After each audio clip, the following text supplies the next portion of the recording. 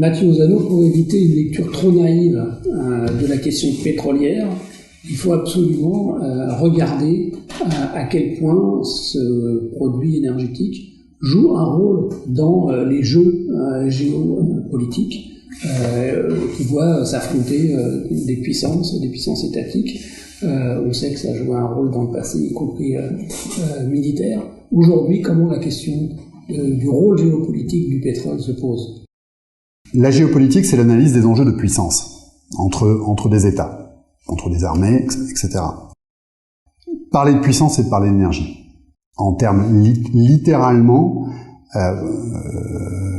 si vous voulez effectuer une puissance, quelle qu'elle soit, il vous faut des ressources adéquates en énergie pour effectuer cette puissance. Comment est-ce qu'on mesure la puissance en physique?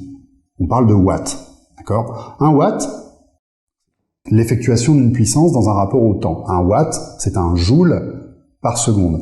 Le joule est la dimension des stocks d'énergie, d'accord? Donc si vous voulez effectuer une puissance, que vous soyez le président des États-Unis ou vous-même, Sylvestre, effectué la puissance qui vous a permis de venir ce matin m'interviewer, il vous faut des ressources adéquates en énergie pour effectuer cette puissance. Qu'il s'agisse du carburant peut-être qui vous a permis de prendre l'automobile ou de l'uranium qui a permis de faire fonctionner le RER ou le métro qui vous a fait venir ce matin.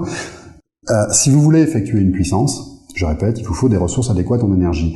Donc dans cette logique, il est extrêmement fertile de regarder où se trouvent, et éventuellement où ne se trouvent pas, les stocks d'énergie adéquates pour effectuer la puissance de l'armée américaine, de l'économie chinoise, ou d'une puissance de second rang comme l'économie française. Donc, le fait d'avoir ou de ne pas avoir d'énergie est surdéterminant sur votre capacité à effectuer votre puissance d'individus, d'entreprises privées, ou d'États, ou d'armées. Donc c'est pour moi, encore une fois, voilà, c'est un prisme extrêmement fertile. Et on s'aperçoit tout simplement que les deux grandes puissances, par exemple du XXe siècle, qui est précisément le siècle de l'explosion de la puissance, de l'explosion de l'expression de la puissance humaine, les deux grandes puissances étatiques du XXe siècle se trouvent être, on l'a dit tout à l'heure, les deux premiers producteurs mondiaux d'énergie, et en particulier de pétrole. Et c'est tout sauf un hasard. Si on prend l'exemple de la Seconde Guerre mondiale, ces rapports de puissance se voient dans la paix, mais ils sont moins discernables, hélas, que dans la guerre, où ces rapports de puissance deviennent absolument évidents.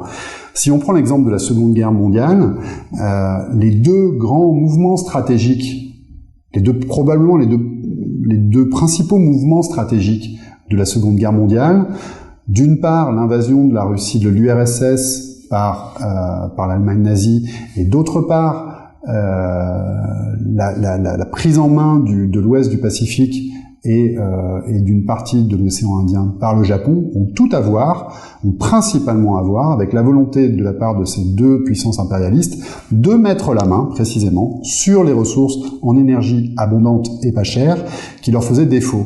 Quelles sont les deux grandes batailles emblématiques, les plus connues peut-être de la Seconde Guerre mondiale? Stalingrad et Pearl Harbor. Stalingrad et Pearl Harbor ont stratégiquement tout à voir avec la volonté d'une part, dans le cas de Stalingrad, pour l'Allemagne nazie, de mettre la main sur la source d'énergie abondante et pas chère la plus importante du continent eurasiatique, qui est Bakou, donc au bord de la mer Caspienne, au sud de l'Empire soviétique. Stalingrad, c'est sur le chemin de Bakou, on sait ce qui s'est passé. Précisément, l'Allemagne nazie n'a jamais réussi à mettre la main sur la source d'énergie abondante et pas chère qui lui faisait défaut sur son propre territoire. Et dans le cas de Pearl Harbor, c'est tout autant explicite dans l'esprit des stratèges de l'Empire nippon. L'idée derrière Pearl Harbor, c'est de repousser le plus possible la flotte américaine dans le Pacifique pour permettre à la flotte nippone de mettre la main, à nouveau, sur la source d'énergie abondante et pas chère principale dans cette région du globe et qui faisait défaut à l'archipel japonais, qui était ce qu'on appelait à l'époque les Indes néerlandaises, ce qu'on appelle aujourd'hui l'Indonésie, où il y avait beaucoup de pétrole.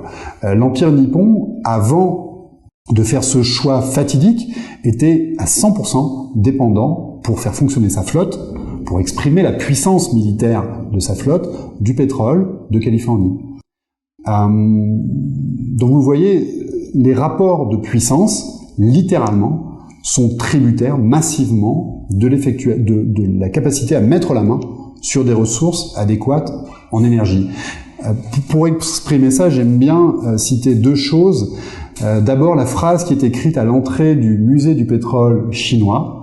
La découverte du pétrole en Chine sous Mao, à la fin des années 50, a eu un rôle décisif dans l'émergence de la puissance industrielle chinoise.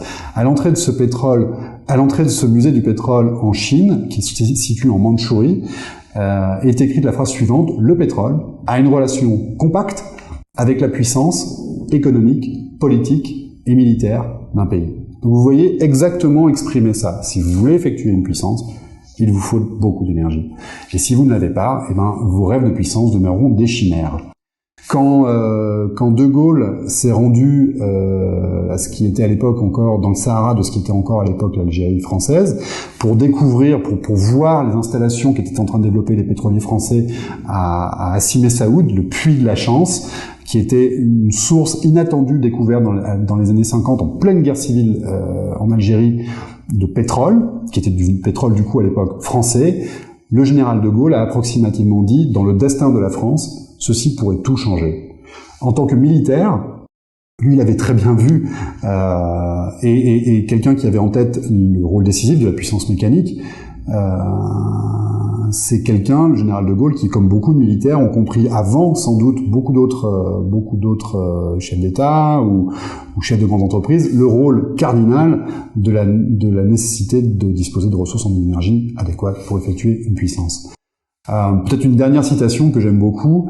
Elle a été écrite par le président américain des années 20, ce qu'on appelle aux États-Unis les Roaring Twenties. Aux États-Unis, on ne parle pas des années folles. Quand on parle des années 20, on parle des Roaring Twenties, donc les années 20 rugissantes comme le lion de la métropole Goldwyn-Mayer. Hollywood, incidemment, a poussé sur les profits du pétrole en Californie. C'est beaucoup l'argent du pétrole qui a permis de construire l'usine à rêve d'Hollywood. Mais Roaring Twenties, les années 20 rugissantes, c'est aussi tout simplement le rugissement d'un moteur. Et Calvin Coolidge, donc qui est le président de cette époque, qui assiste à l'essor incroyable de la puissance américaine, dont le soubassement principal, c'est le fait que les États-Unis ont été tout de suite le premier producteur mondial de pétrole. C'est là que Mère Nature avait disposé le plus d'énergie abondante et pas chère. Calvin Coolidge a dit, dans une analyse géopolitique qu'il a écrite en 1926, il fait la réflexion suivante, il se dit finalement, l'expression d'une puissance, de la puissance d'un État, est sans doute tributaire de sa capacité à disposer de pétrole, de suffisamment de pétrole. Il parle même pas d'énergie, il parle spécifiquement de pétrole pour effectuer sa puissance. Merci.